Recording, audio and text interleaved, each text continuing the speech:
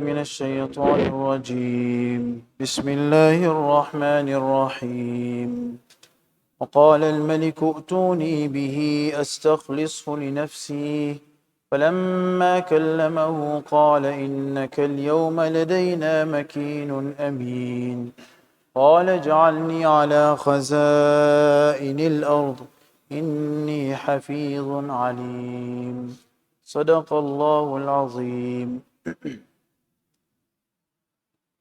Respected brothers and my dear young friends, Alhamdulillah, some months ago we started the tafsir of Surah Yusuf, and slowly but surely we have reached the 13th para, wherein the days of glory for Yusuf alayhi salatu wassalam are about to start. And we mentioned last week regarding when Yusuf alayhi salatu wassalam wanted some clarification regarding the false accusation that was piled against him. So the king was informed, and Yusuf alayhi salatu wassalam declined from coming out of prison until everything was cleared. Once everything was cleared, Yusuf alayhi salatu wassalam said, وَمَا أُبَرِّئُ نَفْسِي إِنَّ النَّفْسَ لَمَّارَةٌ بِالسُّوءِ, that I do not absolve myself of these happenings, meaning I am, through this clarification, not trying to say that I am a very pious person and I am a muttaqi person and Zuleika was the evil one. In fact, my reason for clarification was so that in future people cannot put any accusations against me. Anyway, from there we went on to talking about the nafs. And Alhamdulillah, as we have some new faces today, it is advisable that we mention regarding the nafs and how the nafs works. Ulama say that within every person there is something called the nafs, the ego, the lower desires. And this inside us always incites us towards evil. And this is the nafs that Yusuf ﷺ is talking about, that ammaratum bisu. This nafs always incites, always gives the urges to carry out wrong things. And when a person is living a life where his nafs is ammaratum bisu, then the only thing that is in his life is evil, disobedience, displeasing Allah subhanahu wa ta'ala, and guna upon guna. There is no signs of obedience. In fact, his satisfaction lies in guna. And if he was made to do an act of obedience, it will become difficult for him. If his father was to take him to a masjid, it will be a burden for him. If he was told to stand in Taraweeh, it will be a great headache for him, because he is not accustomed to this. But when a person puts effort and he struggles and he does mujahada and he fights against this, then the more he goes against his urges, the more he does not listen to his nafs ammara, then the healthier he starts to get. This nafs ammara now starts to get healthier. Before he was carrying out 100 acts of evil daily or weekly. Now he gathers the ability, he gets some strength together, and he starts to disagree and go against his nafs ammara. So instead of 100 evils a week or 100 evils a day, now he's doing 95. And slowly, the more he struggles, the more he fights against his nafs, the stronger his stamina will become, and the weaker the urges will become. Before, daily he would watch a movie at night. Now he is fighting his nafs. Now he watches a movie every 2 nights. The more he keeps fighting, the more stamina he gets. Then that will become once every 3 weeks, once every 3 days, then once every week. And slowly, the urge will become so weak that it will be easy for him to shirk the urge away. Similarly with any other guna, Initially, it will look like I cannot get rid of this guna. And this is one of the deceptions that shaitan puts us through. One of the greatest deceptions that shaitan puts us in is that he makes us think there are some things in life that I can never do. And there are some things in life that are impossible for me to leave out. I can never wake up for Fajr. That's not me. I can never do this. Going Jamaat, it's not my ball game. Keeping the fast of Shawwal, nah, it's not for me. Shaitan puts this in our mind. That's not for me. It's way beyond my limits.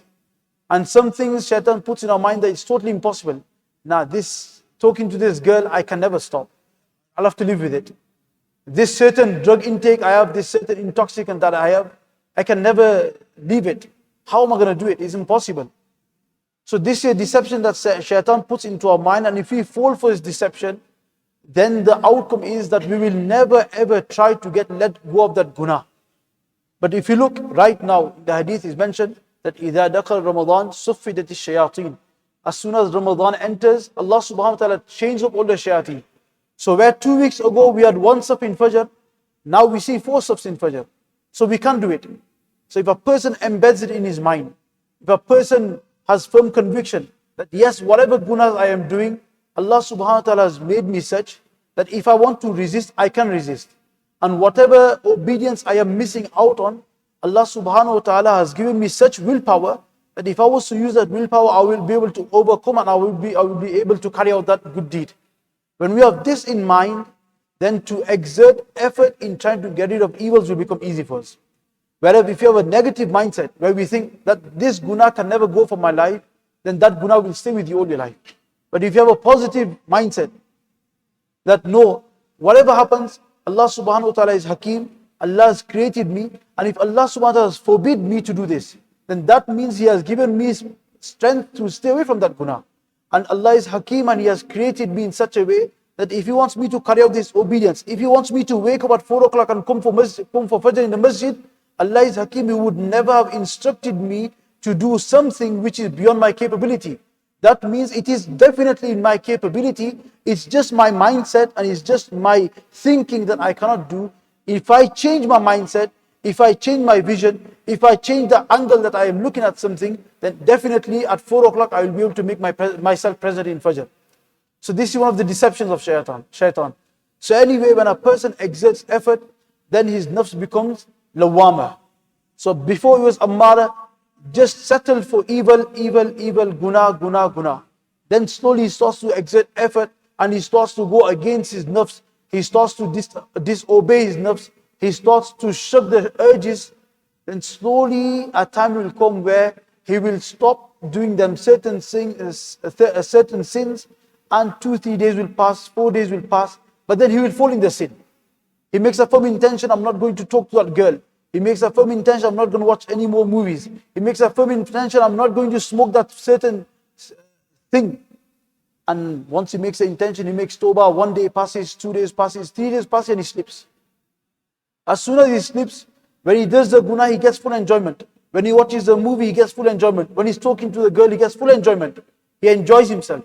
But as soon as the conversation finishes, as soon as the intoxicant finishes, as soon as he becomes sober, as soon as the movie finishes, then straight away, or an hour later, or half an hour later, 2 hours later, he gets this feeling of regret. He gets a feeling of remorse. What did I do? Why did I break the chain? Why did I do this for? And all of a sudden, a mountain of regret falls on his head. And he becomes so uneasy and so uncomfortable that straight away he goes to a musalla, he does istighfar, he does tawbah, and he makes a firm intention and a firm pledge with Allah subhanahu wa ta'ala that, Ya Allah, I will never do this again. Now the cycle starts again. 1 day happens, 2 days happens, 3 days happens, 4 days happens, and he sleeps again. Again, same. He gets so regretful, so remorseful, he cries, he sheds tears in Allah's court, and then he makes a firm intention again, Ya Allah, I will never do this. And then 4 days passes, and again the nafs urges him, we need to watch a movie, there's a new one out, I need to talk to the girl, it's been a very long time, I need to smoke this, I can't do without it, my mind's buzzing. So he'll do it after 5 days. Karte, a time will come that now there's a quarrel in between. The nafs incites him first. When he does the guna, the nafs starts to reprimand him. Okay, what do you do? Astaghfirullah. This is called nafs ammara. Nafs lawama. Nafs lawama, it starts to reprimand you. And this is a good sign. This is a good state that you understand that you are doing sin. You understand that you need to do tawbah. You understand that you are disobeying Allah subhanahu wa ta'ala. When a person keeps exercising this, keeps trying to push the urges behind, and whenever he falls prey to these sins, he does tawbah straight away. Then a time will come that his nafs will move on to the next stage, which is nafs mutmainnah. Now his life will be geared towards deen, and his tranquility and his peace will only be in itaat. All day long, the only thing in his mind will be obedience, obedience, obedience. In nafs ammaratun bisu, all day long was disobedience, disobedience, no sign of obedience. Now he has come to a stage of mutmainnah, obedience, obedience, no signs of disobedience. His whole life is geared to Allah subhanahu wa ta'ala. His whole life is, he's sitting is for Allah's sake. He's standing is for Allah's sake. He's giving is for Allah's sake. Man a'ta lillah wa mana lillah wa man ahabba lillah wa abghada lillah wa a'ta lillah wa mana lillah faqad istakmala al-iman. Rasulullah says that a person comes to a stage that he loves anything and everything for only Allah's sake. He hates something only for Allah's sake. He gives something for Allah's sake. He withholds something for Allah's sake. Faqad istakmala al-iman. His iman is complete now. Meaning his whole life is geared towards deen. Everything, whenever he takes a step in his life, it is for the sake of Allah and it is for his akhirah. So this is mutmainnah. This is what we have to strive for. So anyway, Yusuf ﷺ mentions this and just on the side note, I thought that it is important that we understand how this works, and it is our duty that we gauge ourselves. That where am I? Am I on ammaratun bisu? Is my life predominant in evil, or am I lawama that I do evils, I sleep good, sleep good? Or is it getting to a stage where now I am becoming firm in itaat, I am becoming firm in obedience? And then depending on that, a person knows how much he needs to put effort. Anyway, Ramzan is the best time. Ramzan is the best time to make improvements. Hazrat Muhammad Rahmatullah Ghaliban used to say that the whole week, 6 days, Saturday, Sunday, Monday, Tuesday, Wednesday, Thursday, they depend on Friday. The way you spend Friday, the way your Jummah goes, if your Jummah goes in itaat, if your Jummah goes in obedience, if your Jummah goes in durud, in tilawat, in Quran, in namaz, the rest of the week will go like this as well. The rest of the week will be easy for you to do ibadat. But if your Friday goes in the wrong manner, if your Friday goes in disobedience, then the whole week will become upside down for you. And he used to say, Ghaliban, that for Ramadan is the same. The rest of the 11 months, Shawwal, Dhul Qa'dah, Dhul Hijjah, Muharram, Safar, Rabiul Awwal, all till Rajab and Shaban, all these 11 months depend on Ramadan. If your Ramadan grows fruitful, if your Ramadan goes in a manner where Allah subhanahu wa ta'ala is happy, if your Ramadan goes in a very obedient way, then the rest of the 11 months you'll have so much energy that the whole year will go in obedience. Majority of the year will go in obedience. So if anybody wants to make changes, today and this month is the time to make changes. So anyway, Yusuf ﷺ, he mentions this, and the ayat we just recited today, وَقَالَ الْمَلِكُ تُونِي بِهِ. The king, he says, وَقَالَ الْمَلِكُ. The king says, "Ituni bih, bring Yusuf to me. Astakhlisu li nafsi, so that I can make him exclusively for myself. Meaning, I'm going to make him my special minister, my special advisor." فَلَمَّا كَلَّمَهُ, when Yusuf ﷺ came, when he spoke to him, to Yusuf ﷺ, قَالَ إِنَّكَ الْيَوْمَ لَدَيْنَا مَكِينٌ أَمِينٌ. He said that verily today you are a man of honor and trustworthiness with us. So anyway, we mentioned that first the king sent a order, he sent for Yusuf ﷺ, but at the first instant Yusuf ﷺ declined, that I am not coming. Until my name is not absolved, until I am not proven innocent, I am not coming out of the jail. He stayed in jail. The king, his name was Walid bin Rayyan, he done a full investigation and he found out that Yusuf ﷺ was put in jail unjustly. He was innocent. But these women, they played a plot and they put him in jail. So once the investigation was over, Yusuf ﷺ's innocence was proven, and the women also confessed what they had done. Then Yusuf ﷺ, the king sent forward another some ambassadors or some people from his court that go and call Yusuf ﷺ. So they came to him and they said that the king is saying, "Ituni bi astakhlisu li nafsi," that bring him to me, I am going to make him exclusively for myself. I am going to make him my own special advisor. So the ambassador came to the jail, and it must have been an envoy, many people, and some say it was 70 people that came to a jail, some Safasir. And Yusuf was in the jail. As soon as they came and they gave him the glad tidings, the message that the king has done the investigation and you are innocent, the ladies have confessed. So Yusuf alayhi salam got up and was about to leave. As soon as he was about to leave, it's mentioned in Tafasir that the inmates that were with him, they stood up and they started to cry. They started to weep that we are going to miss you. And why not be in the midst of these people? And the advices that he used to give, and the good words he used to give to them. And they were so accustomed to his good akhlaq and his unparalleled character.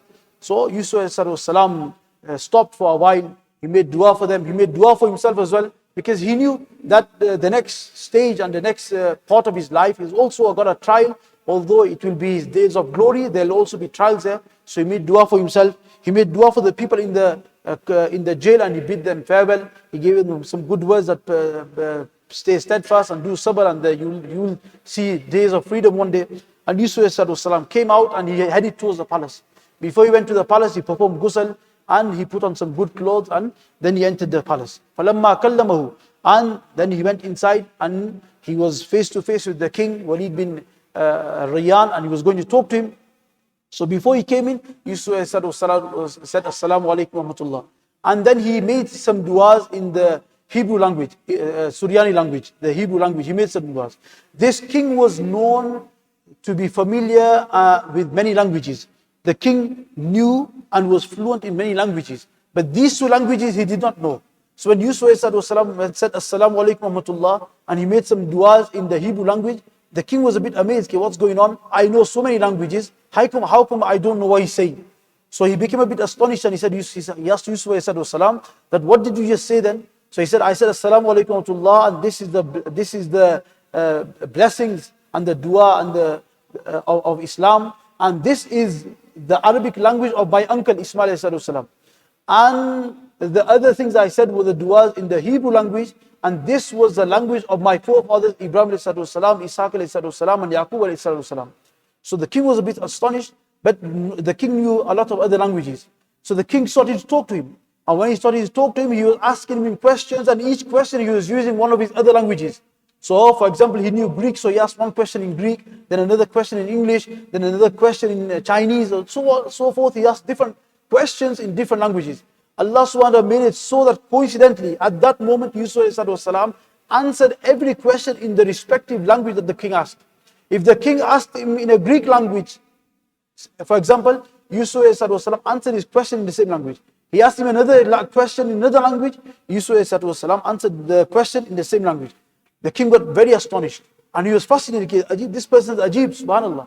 So the king said, right before we go ahead, I want to hear the interpretation of my dream from your own mouth. Because those that were not here, a couple of weeks ago we mentioned that the king saw a dream, and in the dream he saw 7 fat cows being eaten by 7 thin cows, and 7 ears of barley that were fresh, but then they got eaten or wrapped up by 7 dry barley ear cones. So the king said, I want to know this dream from your own, I want to know the interpretation from your own mouth. Because the king's cupbearer came to a jail, Yusuf salam gave him the interpretation. But that was through a person. Now the king wants to hear it directly from Yusuf salam. So Yusuf salam says that if you want to hear it directly from me, then before I say the interpretation, let me tell you there are some things of the dream that you did not tell anybody. And I will tell you the whole dream that you saw, and then I will give you the full interpretation. So the king said, okay, go on, go ahead. And Yusuf salam mentioned the whole dream that he saw from beginning till the moment he woke up. And he said, you woke up at this moment. And he mentioned such things, such details that the king did not disclose to anybody, not even his close advisors. That where he saw the cows on the river Nile, on the banks of the river Nile. He did not tell those people these things. So when the king heard this, he was astonished. How does he know these things? How does he know things that I have not told anybody? So then Yusuf said, this is your dream, and this is the complete interpretation of your dream, and this is a strategy that you are going to have 7 good years of heavy rain, and there will be such good crops, but then after that you will have 7 hard years of famine, 7 years of drought, and the whole country will be exhausted. So Yusuf gave him the full strategy, that how do we do it? So king said, okay, tell me, how do you do it? Yusuf said that we will tell every person in Egypt, every farmer, every person that holds land, that put effort when the rain is heavy, put so much effort, exert so much effort, that every part of your land is giving out crops, make sure the land is cultivated, and make sure the yield of the crop, the amount of crop is maximized. And he said that we will give them incentives. Today the government talks about incentives, solar panels incentive, eco, you go for the electric car incentive. Yusuf ﷺ told the government, told Walid bin Rayyan years ago about incentives. Today we talk about incentives. This is in our deen. Yusuf ﷺ said that tell the people of the land, give them incentives. That those pieces of your land which are barren, those pieces of land that you are not using, we will give you incentives. We will give you X amount of money. If you bring that land into use, you cultivate it and you grow crops.